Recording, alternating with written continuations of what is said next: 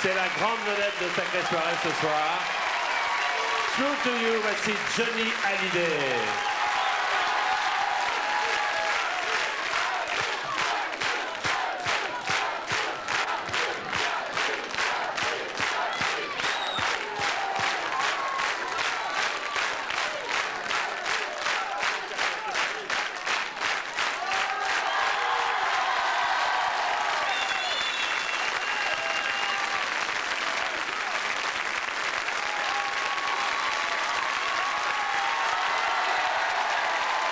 Quel accueil mérité. Merci. Eh bien, c'est bien. On ne pensait pas faire l'émission ce soir, on pensait faire l'émission demain, et puis finalement, c'est bien. Finalement, c'est bien. On l'a fait ce soir, quoi. Pour les monégasques qui nous regardent, bien entendu, si tu es d'accord, tout au long de l'évolution du match, on donnera les buts, hein, c'est normal, puisque vous attendiez les résultats. Nous avons des espions qui écoutent la radio et qui vous donneront au fil... Alors finalement, si j'avais fait comme la Suède, j'avais demandé 500 millions de plus ce soir pour faire voilà, c'est ça, exactement. Non, parce qu'il faut quand même dire les choses comme elles sont, quoi. Il faut dire, en fait, qu'est-ce qui s'est passé? C'est les adversaires de Monaco qui ont été très très gourmands du côté argent, et la Fédération française et TF1 n'ont pas voulu se plier à ces demandes. Mais donc, ils ont bien fait, ça nous a donné l'occasion, nous, d'être là ce soir, quoi. Exactement. Merci Johnny, en tout cas, d'avoir joué le jeu avec le public, avec les artistes, avec toutes et tous. Non, mais c'est bien de faire les choses qui ne sont pas prévues. Comme ça nous permet d'abord d'être en direct, et puis de faire les choses avec, disons, avec le cœur du moment. Alors, est-ce que tu acceptes, je connais déjà ta réponse, tout au long de cette émission, de nous parler de cette carrière étonnante? Je disais tout à l'heure en présentant que la carrière était loin d'être terminée, mais je disais que chaque étape de cette carrière ne fait que commencer. Ne fait que, j'allais te le dire. C'est un entretien constant. Voilà. De l'homme, de la machine, des idées, etc. Bon, maintenant on est rodé, alors ça va. J'aimerais, avant qu'on attaque les premiers pas de l'artiste, si tu es d'accord, j'aimerais qu'on parle de Jean-Philippe d'abord. C'est-à-dire qu'on va commencer par le commencement. Qui était-il, ce petit Jean-Philippe, qui n'avait aucune idée de son avenir il y a quelques années de cela? Jean-Philippe Smet, oui, c'est bon. J'ai pas d'énormes souvenirs de ma jeunesse, à part beaucoup de voyages, parce que comme tout le monde sait plus ou moins, disons que mon père a quitté ma mère quand j'avais 1 an. Ma mère n'a pas pu s'occuper de moi parce qu'elle était mannequin à l'époque, et puis c'est la sœur de mon père qui m'a élevé. Elle avait 2 filles, Desta et Menen à cette époque-là, qui étaient danseuses classiques, et un jour, je devais avoir 5 ans, Desta et Menen étaient engagés à Londres, à l'Opéra de Londres, pour danser le Lac des Cygnes, et là Desta a rencontré Lee Hallyday, qui lui était venu à Londres qui dansait dans une comédie musicale américaine qui s'appelait Oklahoma. Ce qui est drôle d'ailleurs parce qu'il est originaire d'Oklahoma, de Tulsa. Ils se sont rencontrés, donc ils se sont mariés, et puis ils ont réglé un numéro de danse acrobatique où ils ont fait le tour du monde, et ils m'ont emmené avec eux partout. C'est ça, donc là, tu veux, la première fois où je suis resté à Paris pour vivre une vie à peu près normale, c'est-à-dire suivre des cours d'art dramatique, etc., j'avais 14 ans. 14 ans. C'est-à-dire que dès le départ, avec Lee et Desta qui vont venir nous rejoindre tout à l'heure pour nous raconter tout ça, c'était une immersion totale dans le monde du spectacle. Oui, mais de toute façon, il était certain que je ferais quelque chose. Moi, je voulais être comédien à l'époque, je voulais pas être chanteur, mais... tu as d'ailleurs fait des oui, j'ai suivi les cours d'art dramatique de la rue Blanche avec Marie Marquet. Mais bon, j'aimais bien la guitare, alors je chantais du Georges Brassens à l'époque, ce que peu de gens savent, et puis jusqu'au jour où j'ai vu un film d'Elvis Presley, où j'ai troqué ma guitare classique pour une guitare électrique, et j'ai commencé à chanter du rock'n'roll. Puis on avait monté un petit groupe comme ça avec Jacques Dutronc, on chantait au Dancing du Moulin Rouge le samedi après-midi et le dimanche après-midi. Et puis il y a eu des gens qui sont venus me voir, qui m'ont demandé d'écrire des chansons avec eux, m'ont présenté au Disque Vogue. Là, j'ai fait mon premier disque. Et au départ, quand j'ai commencé à faire ça, mon premier disque, je pensais gagner un peu d'argent pour pouvoir payer mes cours d'art dramatique. Puis finalement, ça a marché. Et puis finalement, je suis devenu chanteur. Mais comme je suis tenace, il y a un poète chinois qui dit toujours exister, c'est insister. Oui. Donc j'ai insisté. Et avant, j'ai commencé à pouvoir faire aussi de la comédie. Est-ce que tu avais l'intime conviction que tu étais fait pour ce métier? En regardant les autres, dans les coulisses, avec Lee et Desta, est-ce que tu t'es dit, les planches, c'est pour moi? De toute façon, oui, parce que j'ai été élevé dans ce milieu où, depuis l'âge de 5 ans, j'ai toujours été dans les coulisses, j'ai toujours vu des coulisses qui passaient sur scène. Donc c'est vrai que c'était un petit peu en moi. C'est comme un fils qui son père est footballeur, qui va voir son père jouer tout le temps. On vit qu'avant, il va certainement devenir footballeur. Tu avais ça dans le sang, donc. J'avais ça dans le sang, et puis j'apprenais le métier aussi sans le faire vu des coulisses. J'étais privilégié en quelque sorte. À un moment donné, ils ont travaillé dans des cabarets à Paris, la Nouvelle Ève, chez Ève. Je ne me rappelle pas, j'étais minot à l'époque. Je devais avoir 8 ans, alors je voyais des filles passer dans les coulisses à poil, enfin les seins à poil devant moi toute la soirée. Ça aide au départ, oui. Disons, ça m'a donné Si vous saviez ce que ça aide, oui. des idées très jeunes, mais bon, voilà. Un mot pour dire, si tu avais ça dans le sang, un mot, si tu m'y autorises, pour dire que ton père était comédien lui aussi, qu'il a été professeur. Mon père était comédien, oui, il était comédien, il a été réalisateur à la télévision belge. Et puis il avait monté un centre de comédie où des gens comme Serge Reggiani venaient de Paris et prenaient des cours chez lui, donc ils allaient les week-ends. Et bon, voilà, puis bon, il a fait plein de choses, mon père. On va feuilleter ton album de famille, puisque tu nous l'as confié. Quelques photos que, pour certains, vous allez découvrir, que vous n'avez jamais vues. Alors, nous avons tout simplement intitulé cet album parce que nous faisons preuve d'une telle imagination. Souvenir, souvenir. Quelques images, hein, Johnny. Viennent de nous rejoindre. Je vous demande de les accueillir. Desta et Lee Hallyday.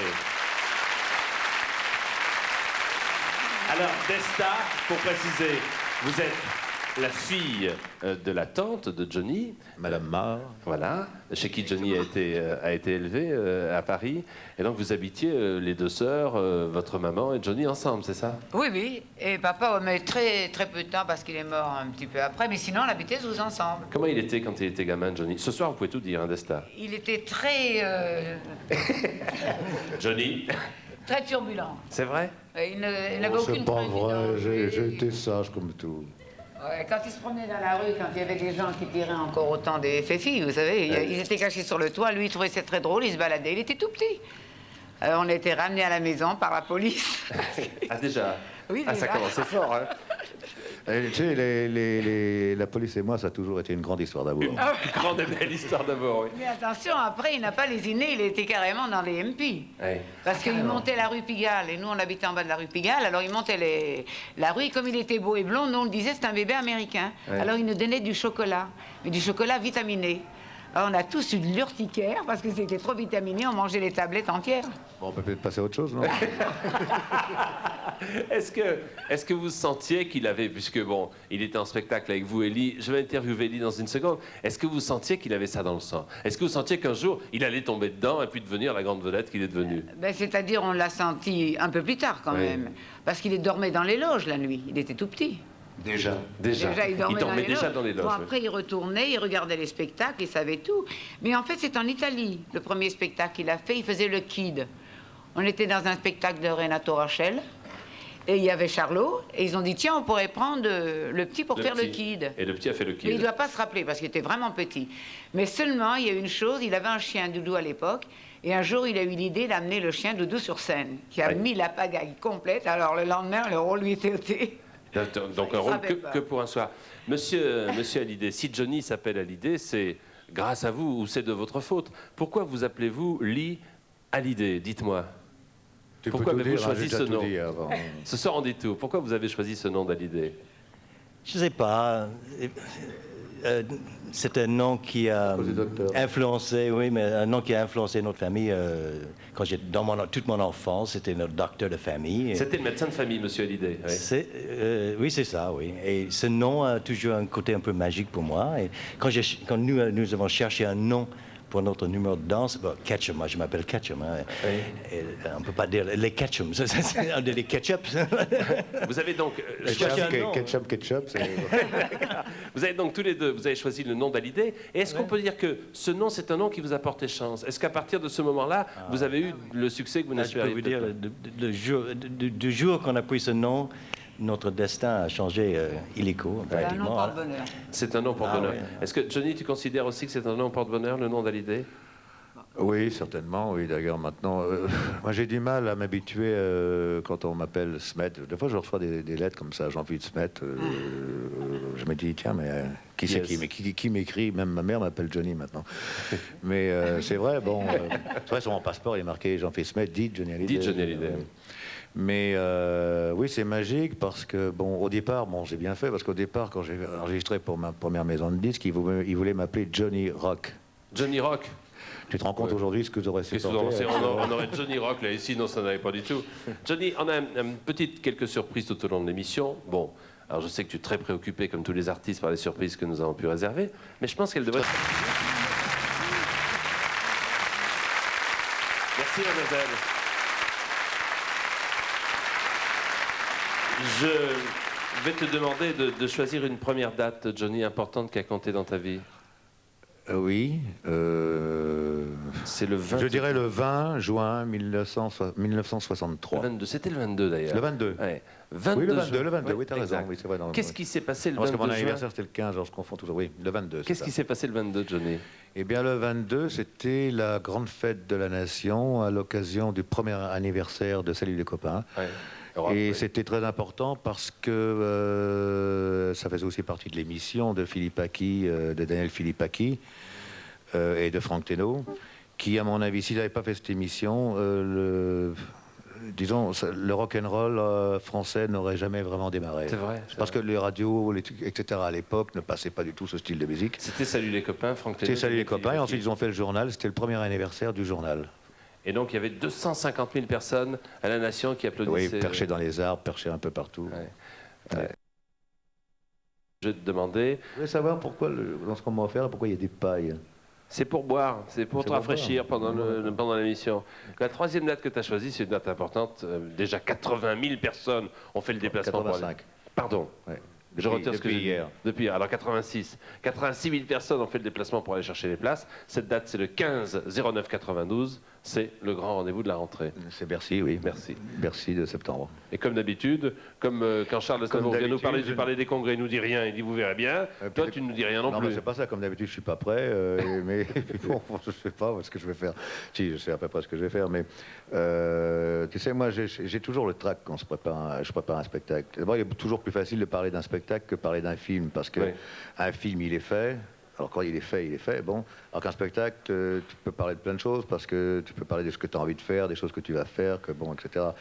Mais moi, c'est vrai que pour travailler, je peux commencer à travailler l'année d'avant, et puis j'arrive complètement rodé sur scène. Mais je m'y prends toujours à la dernière minute, parce que vraisemblablement, j'ai besoin d'être en état d'urgence pour préparer un spectacle. D'abord parce que, disons, je suis plus disponible comme ça. En direct, on est en état d'urgence. Et comme ça, j'ai encore un peu plus le trac et c'est formidable. Bon, messieurs, est-ce que je peux vous mettre tous les deux en état d'urgence? Je vais vous demander de chanter tous les deux. Oh, mais justement, je voulais te raconter des histoires, on a le temps. Non Pas du tout, pas du tout, pas du tout. Alors, c'est la première fois que vous chantez ensemble, c'est vrai? C'est la première fois. Oui, je ne sais pas, ce sera peut-être... Et pourtant, Dieu sait si on la était dernière souvent fois aussi, ensemble. je sais pas. La guitare. Vous voulez qu'ils chantent ensemble, Charles et Johnny? Vous n'êtes pas obligés, hein. Alors, messieurs, je vous en prie, les musiciens vous attendent. Charles et Johnny, c'est un nom connu. Charles et Johnny, c'est très connu. Charles Aznavour et Johnny Hallyday ensemble. Un duo.